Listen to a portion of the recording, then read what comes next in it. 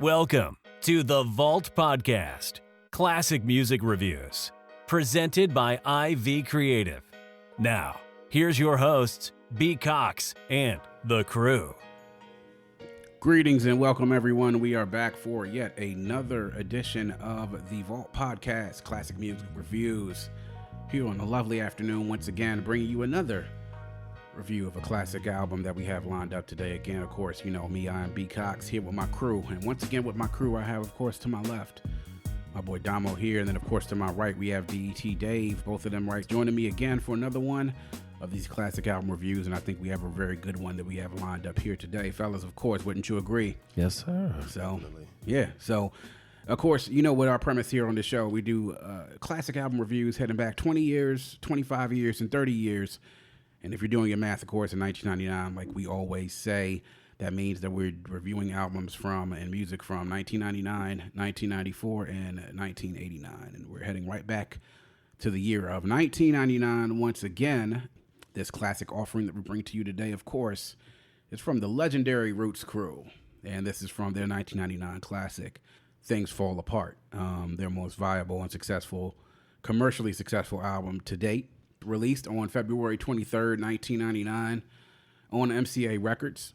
This is when it was released. We're looking at it here, the first half of 1999. This was their also their fourth studio album that they recorded. Took place at the Electric Lady Studios in a magical period that we'll talk about, I'm sure, pretty sure in the future, of what happened at Electric Lady from 97, 98, all the way into 2000. That was coinciding a recording that happened with other classic albums that happened during that time as well. Just an idea to give you an idea of what was also recorded during that time was Voodoo of D'Angelo, Erykah Badu's Mama's Gun, and Common's Like Water for Chocolate. A lot of these things all happened. All classics. all during the same time period. So we talk about this, Things Fall Apart. This is their fourth album, the legendary Roots crew. Everybody knows them. I mean, they're now the house band on The Late Show with Jimmy Fallon. Who would ever thought that would have happened about 20 years ago before they even released this album? Just taking a look at it, of course, runtime of 70 minutes and 32 seconds. Executive producers, of course, the Roots themselves. The other producers that you know that took place of this, of course, other than the Roots, you're looking at folks, of course, like Kamal Gray, Chaos, Scott Storch, which a lot of people, I think at that point in time, probably only knew him as a member of the Roots at one point in time and then started to venture out himself. And I would even dare to say, Dave, as you know, or even Dave and Damo, that this was the time when he started to really make his mark as a producer, because he produced on this album, but then also everybody know he did some production as well on Dr. Dre's 2001 album, which is another 99 album we're going to review later on this year. And he really started his ascent. And unfortunately for him, he also had a descent as well.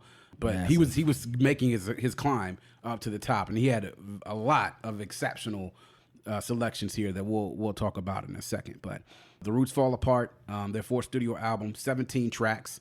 A few interludes, of course. You're going to get that with the Roots. But you know, when you deal with the Roots, the music is always going to be key and A1 on that. So original music. Yeah, so those are, and then of course, remiss by not even mentioning this, but the late, great Jay Dilla. James Yancey, of course, producing a track on here. Of course, with Dilla, you're always going to get the quality in a great track, and the track that he produced on here is no exception to that. Of course, where we were when the album came out, we've talked about this before. We were both still in high school. At this point in time, it came in a really a critical time in hip-hop itself, because at this point, we have sort of transitioned into the glitz and glam, the flossy, you know, glamorous period of hip-hop into heading into the new millennium. And now this is like, where do the Roots find themselves? So I'll go with first reaction, and I'll go ahead and start with you, Dave. Your first reaction when you heard this album for the very first time, and knowing that you followed the Roots crew and have listened to their albums before, but your reaction when you first heard this album. To be completely honest, you know how we did when we heard a classic album, we wiped a tear from my eye. Absolutely. I shed quite a few tears listening to this album. There wasn't, when I first heard it, it wasn't a miss. There was no miss on this album. So it's in high regard when it comes to me. Yeah. Really, really high regard. True. Now, Damo, I know that you hadn't, listened to this probably as much as us, but you did do your review of this prior to this, though, but your reaction listening to it, in addition, to some of the other things you may have heard either leading up to this, some of the things that came afterwards, or even before. Well, I listened to it back then, and I loved it then. I think it's still the test of time now. It's still a classic now. Mm-hmm. We haven't got that far yet, but listening to it again just now, just still feel the still banger. Still feel the still a good album. Yeah. And so my first reaction when I heard this was, and I started listening to the Roots. My frame of reference started with "Do You Want More?" And the first thing that got me into the Roots when I started listening to them was the Silent Treatment video. It was in black and white on the jukebox. That was the first time that I'd ever heard a Roots track. And I wanted to hear more. So I looked up Do You Want More? I got a lot more into the Roots upon Illadelph Half-Life. Hanging around some of the older heads that I was around at that point in time, I started listening to Illadelph Half-Life, which I thought was exceptional. Very good album. But that's where I was. So listening to this, though, I think I had gotten to the point where I was actually doing music at this point in time. I'd actually started producing. Yep. And then having to be able to, when being in music classes and studying music theory and notes and composing, it made a lot more sense to me even then. After I listened to this album, I couldn't stop playing it. Same. And now when I play it, I think I have a little bit more of that same feeling, but we'll get into what I feel now a little bit later. Just to sort of talk about as far as the themes that are present from the album. And I'm gonna start first of all, before we even get there, let's talk about like reading some of the articles that I've read. I think I read in a couple of articles, Pitchfork and also the Spin review that came out, a perspective on this about where the Roots were when they released this album in '99. And surprisingly, while the Roots were a respected hip hop band and a hip hop act, and individually by himself, Black Thought, of course, one of the best lyricists of all time. I don't think anybody... Still underrated. I don't think anybody could ever dispute that. And if for some reason you don't know just how skilled he is, just go over and pull up the Funk Flex freestyle from 2017 where the man went, I don't know. Shit. He went ape shit. Yeah, like about 10 minutes plus with no breaks in form, no no nothing. Yeah, Method Man had a hard time keeping up. So, there was one he did with Method Man, and then there was also on Switch Sway, and then he did one on Funk Flex in 2017. That if you were listening out there and you did not hear that freestyle by Black Thought, you'll know exactly Folks why. was coming after him, trying to keep up with him. Yeah, right. You know, we got to try to get that Black Thought on here. Yes, you'll know why he's so highly regarded amongst the fans and then also amongst his peers. But let's talk about where the Roots were. And reading one of the articles, and talking about when they were talking to Questlove in retrospect for this album, that the Roots, while they were regarded very highly in the industry, commercially didn't do very well. Do You Want More barely sold just under 300,000, leading up to this. Illadelph Half-Life, while a great album as well, didn't sell that well. None of them, they didn't even chart any singles. Well, they did chart a single with What They Do, which was a very controversial song, and the video was controversial because of the message that they did with going against the P Diddy's and the flossy rap, basically making fun of the rap videos that they used to film back then. But for the most part, they didn't do very well commercially on the charts. They didn't chart very well. So at this point, they were at a point in where they had to produce with this album. This album had to not only just be quality, but it had to do well commercially. So there were some things that they had to do here, or as ridiculous as it sounds nowadays, they probably were in danger of them getting dropped from the label, which is ridiculous thinking about that now, 20 years later, that they could have actually been dropped with their label if they didn't do that well. I mean, it sounds ridiculous, but that was, if you go through four albums, and none of them failed to even go gold, which is how those record labels make their money. Yeah, and with the state of how the music business was back then, with MCA and Rawkus and all those other guys, like you could easily tell, one small misstep. Yeah, you're dropped. Exactly. So, talking about the themes present in the album, I want to start first of all with the intro. Track 1, which is, of course, Act 1, Things Fall Apart. Now, they took with this samples from a lot of their previous songs and releases and interspersed them. And the main part of the intro, though, was a clip from the movie Mo Better Blues by Spike Lee, which starred Spike and Denzel Washington and also Wesley Snipes. And it was a conversation between Bleak and Shadow, Bleak being Denzel Washington's characters, and then also Shadow, who was Wesley Snipes' character. And Bleak was talking to Shadow about, black people won't come out and support our art. You'll see German, you'll see, British, you'll see French. They'll all come out to come listen to us, and we can't get our people to support our art. And it's amazing, you know, that if we had to depend on our own people to eat, that we would starve. And I think that's a microcosm based on where they were at that point in time. Is because the people loved the Roots and would love to go see them live, but they were not moving any units commercially, and therefore weren't possibly getting the respect universally as they should have gotten. Mm-hmm. And in response to that, Shadow tells him that everything he's saying is bullshit. Complete bullshit. And he says the reason why people don't listen to your music is because you grandiose motherfuckers don't play the music that they want to hear. If you play the music that they want to hear, then the people will come. Simple as that. And with that intro, to me, that sets the tone of this album completely fine. I mean, that sets the tone for this album. Plain and simple, if you play the music that they want, then the people will come. That's where you are. And that's how you set the tone for this album. So we talk about that. The fact that it's art versus playing what they want. And they were able to me, I think, in this album to be able to do both. To be able to convey their art as they best know how to do it, and to also to be able to give people the things that they want. They did that with actually their biggest single in this album, which we all know. There's a story behind that single even as well. So we'll sort of talk about, I guess, now the songs, the high points, of course, that you know. So I'll go to you, Dave. We'll start with your high points of this album. I know there's plenty of them, but just give us a few of them that you have. Whiz. Oh, Lord. Starting off with the song that a lot of people know, The Next Movement was dope. Mm-hmm. What I didn't realize was that Jazzy Jeff was on this. Mm-hmm. Had no idea. And the album came out in 99. Dynamite, y'all heard me playing that before. Mm-hmm. Shout out to the late, great JD. Mm-hmm. Ain't Saying Nothing New, Dice Raw, ripped it. Double Trouble. The end of that track when most is just going on like, zin, zin, zin, zin. Man, look, he just most. Yeah. Act 2 with Common. It's damn, dog. You have to come back to me when I hit low points, because I don't see all I see right now is high points. Right. I don't find a flaw on this album. There's no except for one that I'll talk about later. So there's no shortage of them. No. Mm-mm. Damo, your high points, sort of highlights that you liked when you listened to it. I love Act 2. Yeah. Of course, you know, you gotta love You Got Me. Mm-hmm. Yeah. Yeah. And as he was talking about that Mos Def, I listened to that one like 3 times while we was over here going over it. I had to listen to Mos again to give it to him. I was like, oh, and then they going back and forth. Yeah. And they don't do that much like that now that they did then. But they just flowing back and forth with each other.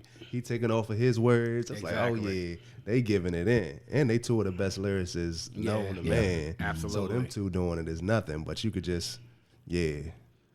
No, absolutely. And to me, that going back and forth, I love the fact, like you said, it was sort of like, it was almost like there wasn't a discontinuation. It was almost like each verse to pick up was off of the other one's last, the last word. Yeah, right? And he picked it right back up. And that was the most skillful thing about that song. And then the beat, to me, helped to complement their back and forth style on that one. Yeah. That was really, really great to hear the 2 of them go back and forth on that beat. The claps and the bass line, and it kind of really lent towards being able to get the 2 of them to be able to showcase their skills going back and forth. I love the fact that he changed the beat up at the end. Yes. When he changed that beat, when Mo started going, it was like going into his little spat, what I call it. Mm-hmm. The way Quest flipped that beat was just wow.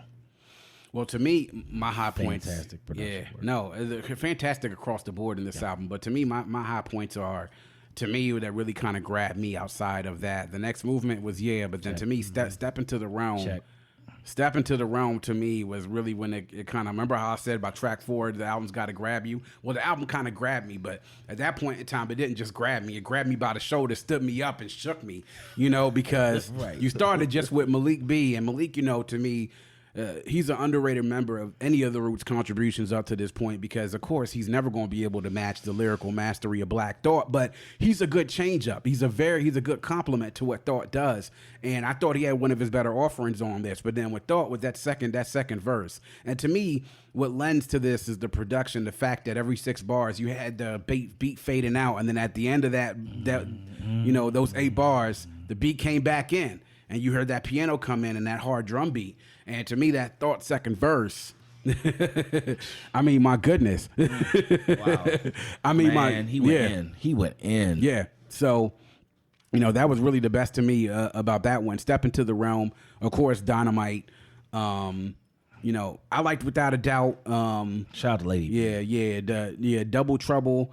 But to me, and Adrenaline, of course, and I'll get more into Adrenaline again at this point in time. The last track, Act 4, which is the hidden track, which back then we were just talking about it when you had a CD, when you had the time counting backwards, you had a hidden track and you had to fast forward all the way through to get down to the very last hidden track, and you got that track that was on there. That was the last one that was on there. But those are really, really my highlights, and it's not really a low light on this album for me, at least. But we'll start now. So I guess I'll start with Dave. Your favorite song then versus now, has that changed? And if it hasn't, cool. But if it has changed, what was your favorite song then versus now? I would say my favorite song back then was the Next Movement. Okay. Because I just liked everything coming together. But I would probably say right now my favorite song was I think it's Double Trouble. Mm-hmm. I think that Double Trouble joint rock. I'm sorry. That Double Trouble joint rock. Like I said, I don't find any failures on this album except for one. Yeah, Double Trouble, with the way Tariq and Mos was going back and forth and the way Mos took over the track at the end and the beat flipping. That song was flawless. Damo, what about your favorite song then versus now? You Got Me. Yeah. And Dagger Dave, Double Trouble. Yeah. That was one. Double Trouble was already on my mind for favorite. I was like, that's why I listened to it 3 times. Like, dang, did I miss this back then? But yeah, Double Trouble definitely my favorite now. My favorite song then probably was Step Into the Realm. My favorite song now is Adrenaline. And that song grew on me after a while. First of all, it's one of the best offerings that Scott Storch produced on this album. But it's the efforts by everybody on this song that had a verse to step up. Thought, of course, leading things off. Malik B with the second verse. Dice Raw with the third verse. And then, of course, last but not least, the debut of Beanie Siegel on this track that I know so many people outside of Philly had no idea who Beanie Siegel was. And you hear this guy, the very last verse on this track. And it's Beanie coming in hard like he is. Broad Street Bully. Yep. Beans, Mac, every little bit that you was going to get over the next few years with Beanie Siegel, and he stepped on the track with the legendary Roots crew on his debut, man. But that track, that piano loop, and the drums and everything, to me about that, you had the Rozelle voice on there with the scratches, and it was great verses and offerings by everybody. That to me is my favorite, and that actually I think might be my favorite Roots track of all time. Wow. Yeah, and there's a lot out there, right? But to me, I think that might be my favorite Roots track of all time is Adrenaline. I actually do. I think it is. So if we can, just sort of to change gears a little bit, talking about the features on this album, and we talked about, of course, Dice Raw, he was a fixture in a lot of the Roots early albums, this being one of them. Common, of course, is on Act 2. The Love of My Life, Mos Def on Double Trouble, and Beanie Siegel being on here as well. One of the uncredited ones that we don't see here on Dynamite was Elo. Elo, who was also a less known of the affiliate of the Roots, who was on Dynamite, who I thought did an excellent job of trying to stay up and compliment and thought on Dynamite. And that was a great beat to sort of do it with. So I thought he fit in very well right there. But and then, of course, Erykah Badu. Now, so here's the story about You Got Me, as we talked about this, and we know. And you already know. I think I know exactly where you're going. Yeah. This is my biggest problem with the album. So with this thing, with You Got Me, and some of us may have already heard this story, but You Got Me was supposed to have been one of this track, and it was originally supposed to feature Jill Scott. Mm-hmm. However, Jill at that time was still a relative unknown outside of Philly. A lot of people didn't know who Jill Scott was, and the label wanted a bigger name.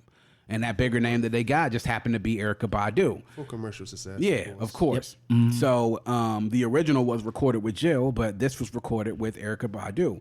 And of course, another feature, this also featured Eve as well. And this was Eve that a lot of people didn't know who Eve was. Eve of Destruction.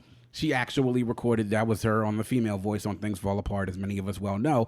But this song came out, and this song was a smash because it was big. It was a love story. It was, Thought with the male voice, Eve with the woman's voice, the lady's voice, and you had this sort of back and forth about this relationship between this man and this woman, and Erica's voice on the hook just added and made the track complete. And then the end of the track with Questlove changing up the drum beat and going into double time, and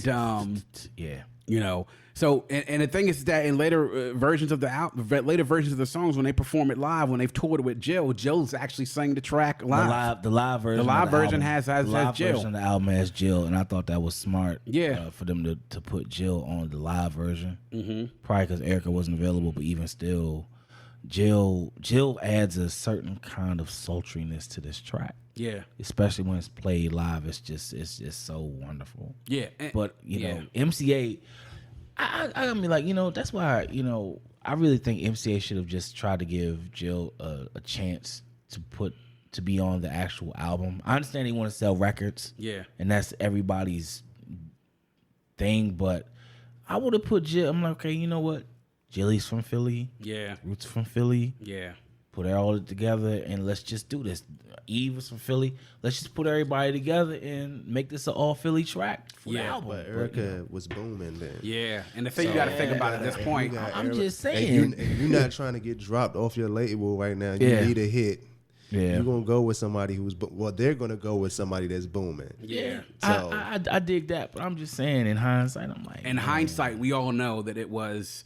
Could you lose either going with Erica or Jill? Absolutely not. No. But back then, you're dealing with, okay, this is a chance to be somewhat of a hit versus this is more of a chance to be a guaranteed hit of one versus the other. Yeah. And now, what's funny about this is the time period. Because we're talking about this is 1999. And a year later, if nobody knew who Jill Scott was, you will know now. They knew who she was a year later. Who is Jill Scott? You gonna find out. And to me, once we get into this next year, hopefully we can review these albums. To me, around the same period, you had 3 of the best neo soul albums ever released, and Mama's Gun by Erykah Badu. Jill's first album is Who Is Jill Scott's Words and Sounds Volume 1. And Voodoo. And then Voodoo, of course, which was released earlier on in that year as well, which was part of these first recording sessions. And then the fourth one to me, I think, was Music's debut album, I Just Want to Sing. I Just Want to Sing. Was another Philly artist that we're talking about, But that's the story sort of around the features. But to me, the features, I think, played a big part in this album well. I mean, because Common had been on, Common was actually on Philadelphia Half-Life with You and I Versus War, and he came back with here on Act 2, the Love of My Life. Most Def, we've talked about Dice Raw. Very well picked features on this. So good job with the Roots on getting this together, man. Everything sort of came together. So now we could sort of take it a step further. Songs that you slept on then versus that you appreciate more now. So I know we talked about your favorite song then versus now, but is there a song, Dave, that you listened to then that you slept on that you appreciate more now that you listen to it 20 years later? You don't see us, but we see you. Mm-hmm. Yeah. I slept on that. I would also say, slept on, Ain't Saying Nothing New. Yeah. And just so funny that Dice Raw happened to be on both of them joints. But yeah. Yeah, I slept on both of those. Yeah. Ain't Saying Nothing New to me, I think, is one of the better produced tracks as well, because that had the beats that switched up too. Every 8 bars or so. Yeah. That was dope to me. Damo, so I guess do you have a favorite song then versus now, as opposed not then, but a song that you slept on then that listening to it now you appreciate it a lot more? Act 4. Act 4? Yeah. Yes. Yeah. I had to listen. Yeah, I backed up on Act 4 again, too, to listen to what he was saying. And he was going. Yeah. Act 4 is what I slept on then. I was like, okay, all right. But now I listen to it, it's like, oh, yeah, he in his bag on this one. Yeah.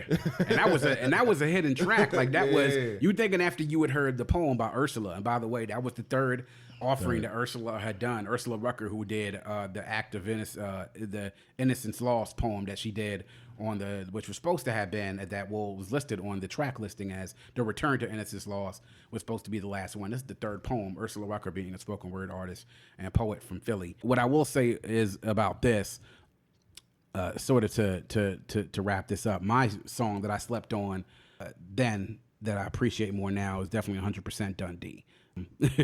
I think to me, I kind of slept on that track, and then when I listened to it a little bit more, and hearing Rozelle offering on that, I definitely appreciate that a little bit more. So if we could sort of, I guess, go into it, guys, we all kind of agree. Across the board, there's no lowlights on this album, right? Nope. 0. Okay. So we got that out of the way. Cool. So now to get the ultimate test, one, I guess we'll get into this, and it's pretty much almost a formality. We'll start across the room. Is this a bona fide classic, borderline classic, or just a classic in its time? And I'll start with you, Damo. Bona fide classic. Absolutely. Certified, bona fide, whatever fides we need. Exactly. It's a classic still, now, and forever. Ditto. Yeah. Yeah. I ain't got nothing to say. I mean, you already know, like, this is like just yeah, bona fide 5-star classic. Yeah, bona fide classic. And to me, I'll get you guys' response on this. To me, this is their best album. Yep. Definitely. This is their best album. Half-Life a second, but yeah. Things fall apart. And after this, to me, I think I think they probably went a little bit too much rock and pop after this, and their phrenology. Game, the tipping point. I had some things, and game theory. There were some things, but to me, it wasn't. They weren't. To me, this was their peak. This was them at their peak, and I think this launched them into getting where they are now. Now they're a household name everywhere. Now you see them every night, Monday through Saturday. I think it is now on the Tonight Show, and they're making the big bucks like they should be, and getting the recognition that they deserve. Like you said, to me, I think this is second, along with Philadelphia Half-Life. But there it is. Things fall apart. 20 years, and also what we heard not too long ago is that the Roots are going to be releasing a 20-year perspective, or a 20-year reissue of this album. It's going to be complete with essays from Black Thought, and then also with Questlove, and then also liner notes from Questlove, which are going to be some things that I'm going to look forward to and looking at this album, being as though 20 years later to be able to see essays from both of them. And I think in retrospect, from an artist's perspective, when they recorded an album like this, to be able to see their thoughts on this album now that it's aged 20 years, and I think it's aged very well. So there it is. Roots Fall Apart. Of course, listen to it wherever you want to listen to it, wherever you can get albums. But for that, we are going to sign out. This is another issue of the Vault Classic Music Reviews. Of course, I want to thank my crew, Damo and DT Dave. And of course, make sure that you go to subscribe and download wherever you are able to get podcasts, anywhere on the internet. You're listening to The Vault. This is for my other hosts, for Damo and also DT Dave. This is B Cox. We are signing out. As always, make sure that you love one another, take care of one another, and always believe in yourself. With that, we're saying peace. Peace. Thank you for listening and coming into The Vault. Please subscribe and follow us on Facebook at IV Creative and Instagram at IVECRE8.